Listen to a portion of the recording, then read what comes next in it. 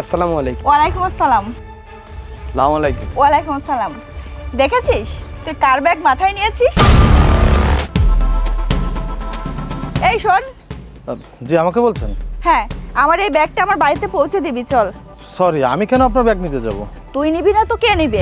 দেখ এমনিতে আমি এখানে 30 মিনিট দাঁড়িয়ে আছি, কোনো ভ্যান গাড়ি কিছুই পাচ্ছি না। তোকে পেয়েছি, তুই আমার ব্যাগটা নিয়ে আমার বাড়িতে পৌঁছে দিবি চল। আপনার কথা আমি বুঝতে পেরেছি, কিন্তু আমি কেন আপনার ব্যাগ টানতে যাব এটাই তো আমি বুঝতে পারছি না। আরে তুই কি ভেবেছিস তোকে দিয়ে আমি ফ্রি কাজ করিয়ে নিব? তুই অন্যদের থেকে যে টাকা পাস তার থেকে আমি তোকে বেশি টাকা দিব। আমার ভাইয়া আমার জন্য ওয়েট করছে, চল।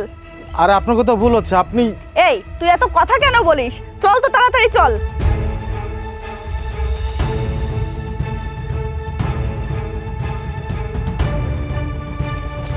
আসসালামু আলাইকুম। ওয়ালাইকুম আসসালাম।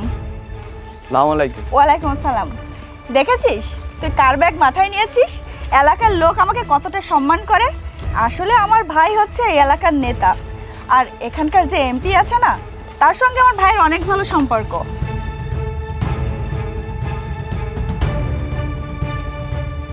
কি ব্যাপার ভাইয়া, তুমি এখানে গাড়ি নিয়ে দাঁড়িয়ে আছো কেন?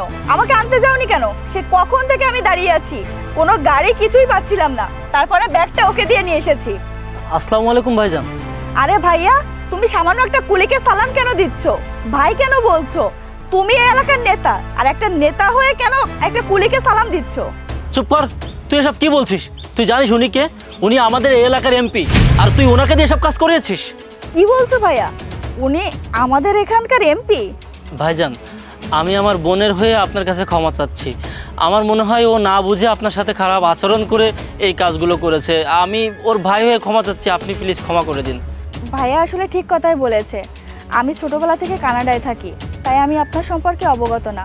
আমি যদি জানতাম আপনি এখানকার এমপি, তাহলে আমি কখনোই আপনার সঙ্গে খারাপ ব্যবহার করতাম না। আসলে আপনি এই পোশাকে আছেন তো, তাই আমি আপনাকে চিনতে পারিনি। প্লিজ ভাইয়া, আপনি আমাকে ক্ষমা করে দিন। ও, তার মানে আপনি মানুষকে পোশাক দেখে বিচার করেন? আমি আপনাকে দেখে অবাক হয়ে যাচ্ছি। আপনি একটু আগে বললেন যে আপনি নাকি ছোটোবেলা থেকে বিদেশে থাকেন, তাহলে নিশ্চয়ই সেখানে থেকে পড়াশোনা করেছেন। এই নাকি আপনার বিদেশে পড়াশোনার নমুনা?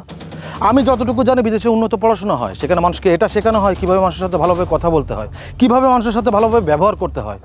আরে আমি এই যে এই পোশাক পরে রাস্তাতে হেঁটে বেড়াচ্ছি কেন জানেন? কারণ এই সমাজের মানুষ আমাকে ভোট দিয়ে নির্বাচিত করেছে। আমি এই পোশাকে থাকলে সবাই আমার সাথে সমানভাবে কথা বলতে পারে, সবাই নির্দ্বিধায় মনের কথা আমার সাথে শেয়ার করতে পারে। আর আপনি? ছি, আমি তখন ইচ্ছা করলে ওখানে দাঁড়িয়ে আমার পরিচয়টা দিতে পারতাম। আমি কেন জানি জানেন? কারণ আমি মনে করেছি আপনাকে একটু শিক্ষা দেওয়া উচিত। আমি যদি তখনই আমার পরিচয়টা দিয়ে দিতাম, আপনি কি করতেন? আমাকে সরি বলে বিষয়টা মানিয়ে নেওয়ার চেষ্টা করতেন, কিন্তু পরবর্তীতে যখন আমার মতো কেউ আপনার সামনে পড়তো, তখন তো আপনি সেম ব্যাপারটাই করতেন। আর একটা কথা, মানুষকে সবসময় সরি বলবেন না, কারণ সরি বললে সব সমস্যার সমাধান হয়ে যায় না। বিদেশ থেকে দেশে এসেছেন, মাথায় বুদ্ধি খাটিয়ে কথা বলবেন, তাহলে দ্বিতীয়বার আর এই ভুলগুলো হবে না। আর আমি আশা করছি দ্বিতীয়বার কারোর সাথে আপনি এমন ব্যবহার করবেন না। আলামিন সাহেব, আসি, ভালো থাকবেন। আসসালামু আলাইকুম।